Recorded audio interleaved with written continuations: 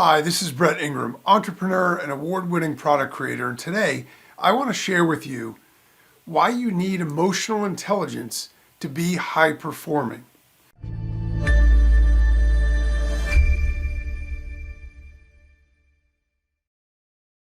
So first off, what is emotional intelligence and why exactly does it matter? Well, there are a bunch of different definitions, but it all sort of comes down to the same idea. Emotional intelligence is the ability to recognize, understand, and manage your emotions, as well as recognize and influence the emotions of those around you. Now, you might be thinking, Brett, this sounds a little touchy-feely, and I'm not really sure what this has to do with business or entrepreneurship. If that's how you feel, I understand. I wouldn't have thought so either. But it actually makes a lot of sense when you really think about it. So let's break it down.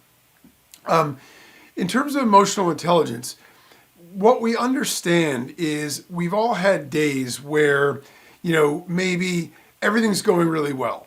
So we feel good about who we are. We feel good about ourselves. We feel good about our lives. And in general, what happens when that's the case is we come across to everybody else as though we're happier and feel good, and they reflect that back on us. So little obstacles like that red light on your way to work or on the way to bring your kids to school or whatever doesn't really bother you on those kinds of days. Everything's going really well. Your mind is in a positive, sensibility, and you're feeling good about stuff. So the little stuff you sort of brush off, and you're smiling at people, they're smiling back, so you're feeling positive, and that's sort of a cycle that just creates more positivity. So when we're emotionally stable like that and we're in control, generally we're higher performing. We have a better day. We're more productive. It's easier to work through problems and things like that. Conversely, we've all had days, or at least I have, where I've gotten up and for whatever reason, the sky's falling. Something went bad in my personal life, or, this thing in business didn't go the way I wanted or whatever, and things started to get off to a rocky start. So maybe, we're stressed, or maybe we're feeling negative or depressed or down. And what happens is, again, it impacts every single thing. So now we're driving to school and we hit that red light and, we're grumbling. Why is this light red? Like now I'm running late, things like that. The person cuts you off on the way to traffic and you have a negative reaction to that. Maybe your head is down a little bit more, shoulders are a little slumped, making less eye contact with people, fewer smiles. All of a sudden, the world doesn't seem as happy to see us either. They aren't as responsive because they're reflecting back what they're getting. And so in those kinds of days when things go wrong, it's harder to work through them, and it's harder in general to be more motivated and get work done. So that right there is a perfect example of how emotions can impact and control the way we are productive and the way we perceive our day and what we're able to accomplish and get done. So just from a 10,000-foot view, we can see that there is a connection between emotions and performance. But let's take it a step further. Now, before I can hear you thinking in the background, well, wait a minute, but I know some jerk or some bully, and what he does is, or what she does is sort of bully their way around, blowing up at people, treating people like dirt, yet somehow, despite that, they're successful. Well, financially at least. But, I understand that. But at the same time, while they're not exercising a lot of emotional intelligence, let's think about this for a second. First off, who wants to be that? Who wants to be someone that people can't stand and they only tolerate because they have power or money or, influence, right? Not me, and hopefully not you. So I don't really know that that's a great way to go about things anyway. But secondly, I don't actually consider those types of people successful. Sure, they might be financially secure or they might be rich by normal standards, but they lack a lot of other elements of success, particularly meaningful and positive relationships. I think it's impossible to be successful if, we're the human race. We're a race of, connectivity and relationships. If we don't have positive relationships in our lives, I don't care how many yachts we have to ski behind, it's going to be hollow. It isn't going to feel very good for very long because it's relationships that ultimately, are the juice that keep everything else going. So anyway, let's look a little bit deeper to understand the value of what emotional intelligence really is and how this all works. So if we consider the story of Apollo 13, Apollo 13 was a US rocket that they launched into space decades ago with the idea that they were going to land on the moon and be able to walk on the moon. Now, it's not the first moon landing, and it wasn't the first moon launch, but there were some very significant things about this particular launch.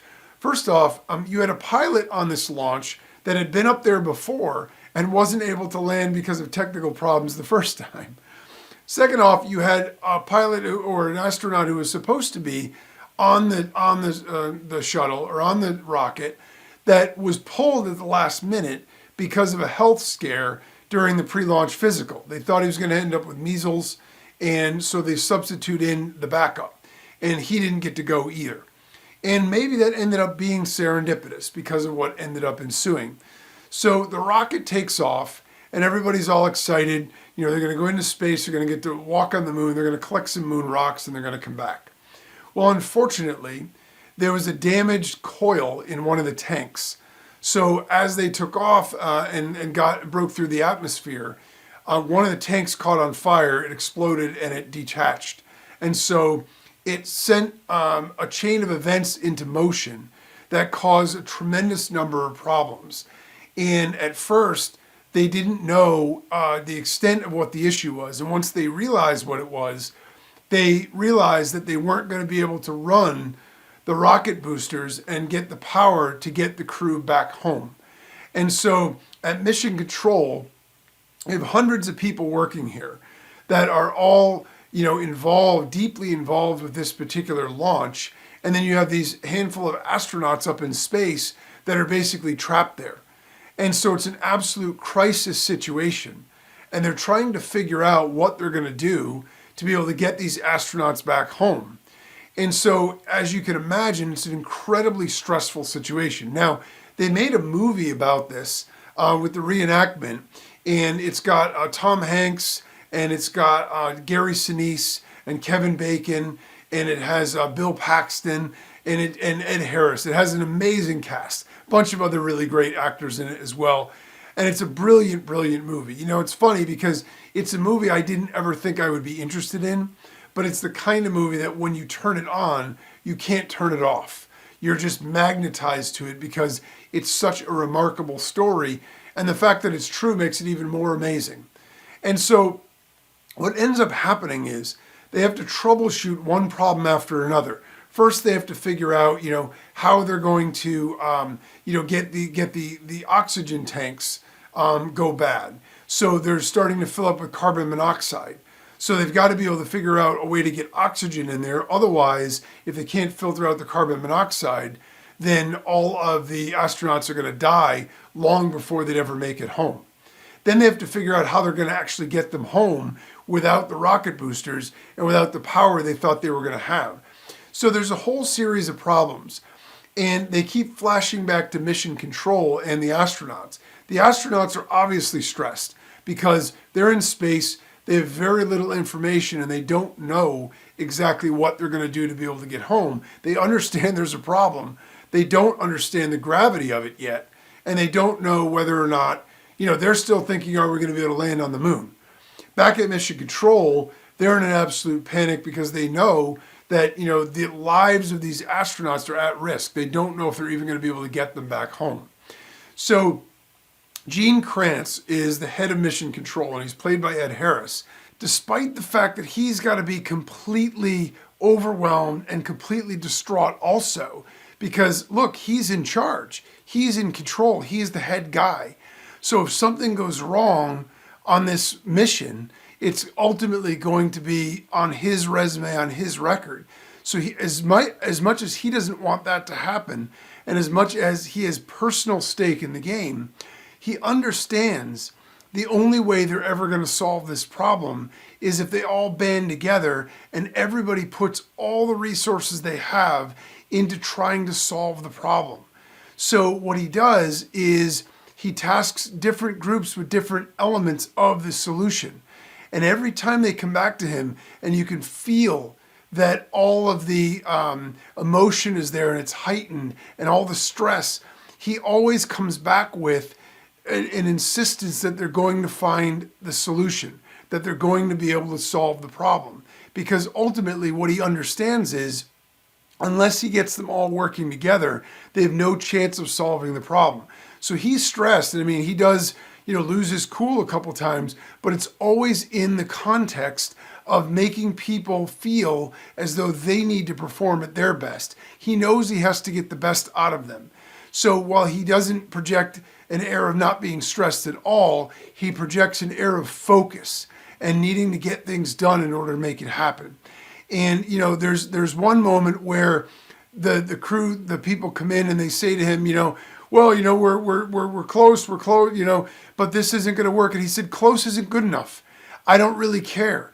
Close doesn't get them home. You've got to do whatever we've got to do to get them home. And then in the show-stopping moment of the entire movie, a person is talking in his purview and he could hear them. And he's saying to another gentleman standing next to Gene Kranz, oh no, this could be the worst disaster in the history of NASA and the space program. And he looks at him and he says, begging your pardon, I think this is going to be our finest hour. And it's that resolve. It's that, immediately it refocuses him. Even the other guy who was thinking negatively and started to derail started to realize, no, right, we got to get focused and get this problem solved. And that is an example of super high emotional intelligence. He is in a really tough state himself, but he's able to recognize that, he's able to manage that, and he's able to understand that unless he can impact the emotions of everyone around him to get them to rally for this cause, there's no shot they're ever going to get them home. And obviously they're able to get all the crew home in a really miraculous story of one problem after another, and a group of people that are committed to solving those problems and making it work no matter what. If you haven't seen it, it's an awesome watch, well worth the time to watch that movie and see how it works. And so he navigated himself and a huge team through one of the hardest challenges anyone could ever face, with literally life and death on the line. And he pulled off almost literally a miracle. That was only possible because he was able to manage his emotions. He's able to understand the emotions of those around him and the situation. And he was able to impact them and inspire them to channel all of their energy into working the problem. As he always said, his famous line is, work the problem. Because he knows that the only way you can be productive is to keep focused on that one particular thing. So how does that relate to us in business and in life? I mean, we're not at mission control. We aren't launching rockets into space. We're, not very often going to be in stressful situations at quite that level. But how does it relate to us in business and life? Well, our emotions, or how we feel, dictates how we act. As we talked about before, if, we get up in the morning and we have a really good sensibility and we're feeling good, the whole world looks brighter. It could be raining out and we still feel good. We can get every red light on the way to work and it could still feel good. We can have one little issue after another and we just knock them down like bowling pins because we don't think anything about it. And we have that unstoppable mindset because we feel good. On the flip side of that, if we have a bad day and our emotions are running low, whether it's depression or anger or frustration or sadness or whatever, the littlest little thing can set us over the edge and make us feel terrible. And so if we let our emotions control us, if we just say, you know what, I'm just going to be a victim of my emotions and I'm going to let them sort of dictate how I behave every single day, the problem is we're going to end up with a yo-yo effect. And that yo-yo effect is going to be both personally and, how we feel. So that's going to impact other people also, because it's how we interact with other people. And if we have that yo-yo effect, in your own personal life, in your own business life, that if you're up one day, down the next day, up one day, down the next day, it's going to be very hard to produce consistent results with that sort of inconsistency in terms of the way we feel and the way that we approach the various challenges and tasks that we have. Being an entrepreneur is hard enough as it is. But if we then add onto it the fact that we're coming at it from low energy, feeling terrible, and all that other kind of stuff, it's going to be very difficult to produce anything that is consistent and reliable and positive or impressive, any real sorts of achievement. And if we're treating other people that way, it's going to be impossible to expect that kind of feeling from other people. So we're going to end up with sporadic roller coaster results, right? Where one day we're going to have a great day, and then the next day we're going to have a terrible day. This is one of the things that they teach you in sales. If you've ever been in a sales job, it's not particularly my favorite thing, but I've had a couple of sales jobs in my career. And one of the things that they always teach you, good sales managers anyway, is to focus on the process, to focus on the inputs. You can't control how many clients on a given week you're going to sign or you're going to land or you're going to sell, right? But you can control how many you call. You can control how many you follow up with. You can control how many you contact with, how many you go to lunch with. All of that stuff you have under your control. And the idea is it's just a numbers game. So you continue to focus on the inputs, and then one week you're going to make 6 or 7 sales, and then you're going to go the next week and not make any. And so if you're letting the emotion of how those sales are working for you dictate how you're feeling, you're not going to be successful in sales. Because on a down week, you're going to have a hard time even picking up the phone. And that's going to lead to another hard week because you don't have enough in the pipeline. And so it's the same kind of idea. It's all about emotional intelligence. It's about understanding those emotions. It's about being able to manage those so we can constantly stay productive and impact the ones around us as well. Otherwise, everyone around us doesn't know what's coming next. Is this person going to blow up at me today? Is my boss going to be happy? Are they going to give me a hug? Or are they going to scream at me when I make a mistake? If instead we're in control of our emotions and we set the example for others through our own emotional management and also through the way that we treat other people, we also have the emotional bandwidth now, if we're controlling ourselves, to read other people's emotional situations, and we can impact their emotions to keep them pulling in the same direction. Look, no matter how great a company is, no matter how great a job is, people are going to come in with different days. They're going to have a day where they woke up feeling miserable. If we let them walk in the office and look like a zombie and wander around all day, they're going to go home feeling like crap too because they didn't accomplish anything. If instead we pull them aside, put our arm around them and say, hey, listen, I noticed you seem a little down today, or you seem like something's bothering you. Is there something you want to talk about? Listen, by the way, while I've got you, I wanted to let you know that job that you did last week for that client was fantastic. They can't stop talking about what a great job you did. You think that isn't going to impact their mood?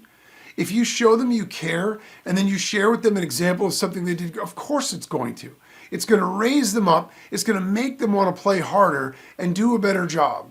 And that's going to make them feel better about themselves and feel better about what they've done. And that's going to rub off on everyone around them. So it's contagious and it absolutely works. So it will help us personally and it will help us with teams. It'll help us manage ourselves. And if we're in charge of a team or a staff or an organization, it's going to help us do that as well.